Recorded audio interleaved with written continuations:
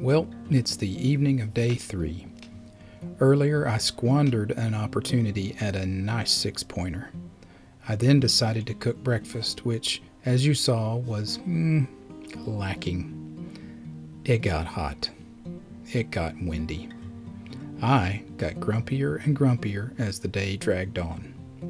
We pick up our story in the mid-afternoon heat, where I decided to vent a little of my frustration and lend voice to my growing concerns for the week's prospects.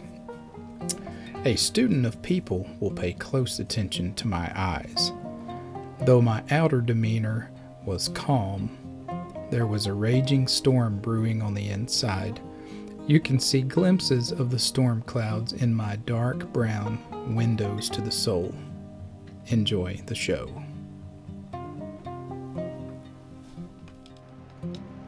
I should have pulled the trigger this morning.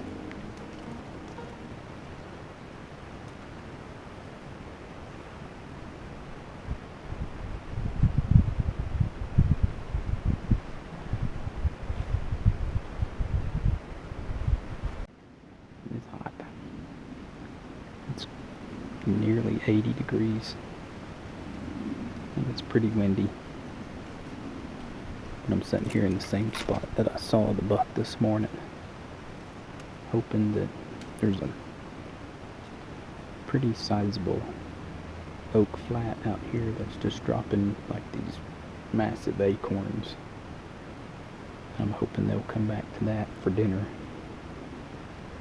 and maybe some does will bring a buck with them. Either way, I would now like to have some venison. The second half of the week kind of looks terrible.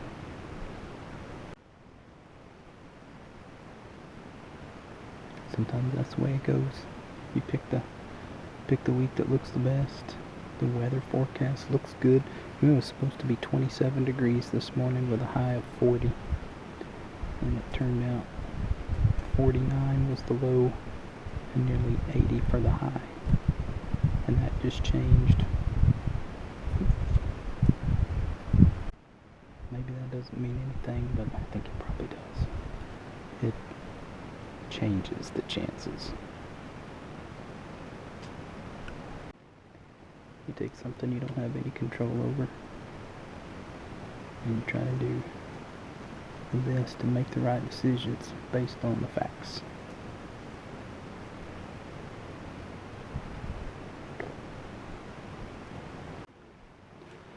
I mean, even growing up in southwest Arkansas, I don't remember chasing grasshoppers while I'm deer hunting. There are grasshoppers everywhere, which kind of makes me think a turkey could show up, and if the turkey shows up, they are in season for archery, and I can be persuaded to take a turkey down. But he's got to show up.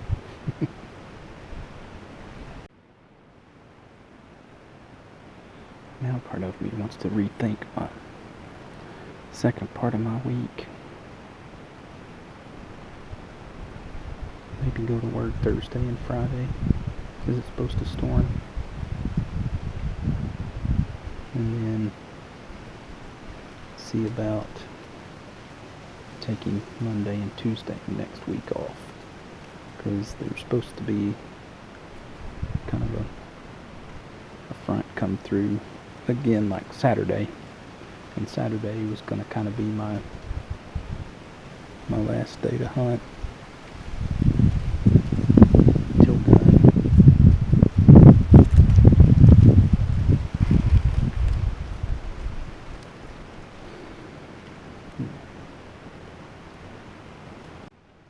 It's not exactly the exciting Rutcation video that I was hoping to produce and share with everybody. It's more like a aggravated, pissed off fat guy sitting in the woods bitching about how life sucks.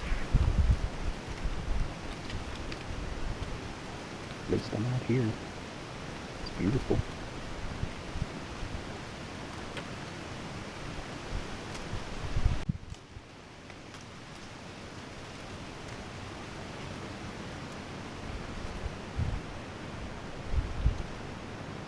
I'm just not seeing the deer that I thought I'd be seeing,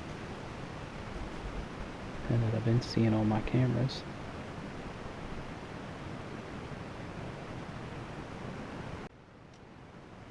A couple of real bonehead moves and decisions that could have been done vastly different.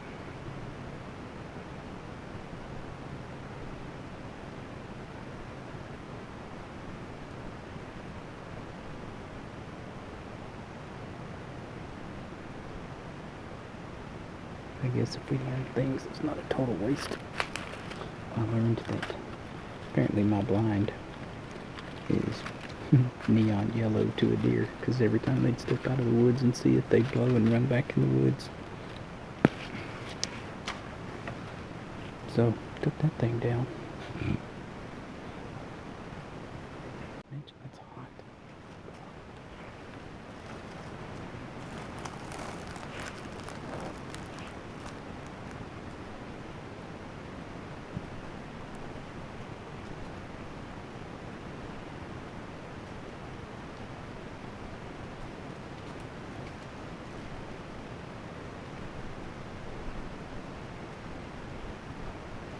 Hopefully somewhere around here we cut to a deer standing right there at about 15 yards and me just taking a shot and killing it, and then I'll talk about how silly it was for me to be pessimistic.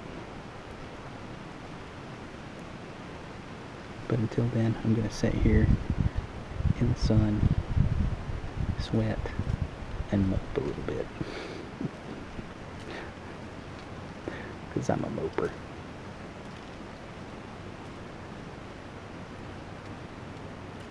I mean, I haven't gone yet, but I'm almost there. Many people would never show this side of their hunt. The failures, the frustrations, the loss of hope. But I decided long ago not to just show the best parts of my life on social media and other outlets. I decided that if you're going to see my life, you'll see the highest of my highs and the lowest of my lows. That's what you're seeing now. Hunting personalities typically only show their successful hunts. That may be entertaining, but it's not real life. Hunting is a wonderful way to provide lean, clean, organic food to our tables, but it's not without its challenges and frustrations. If I were to show you only the times I've been successful, there wouldn't be very much content available from me, especially from a year like 2022. Over the course of this season, I was forced several times to face some cold hard facts, and some questions repeatedly came up.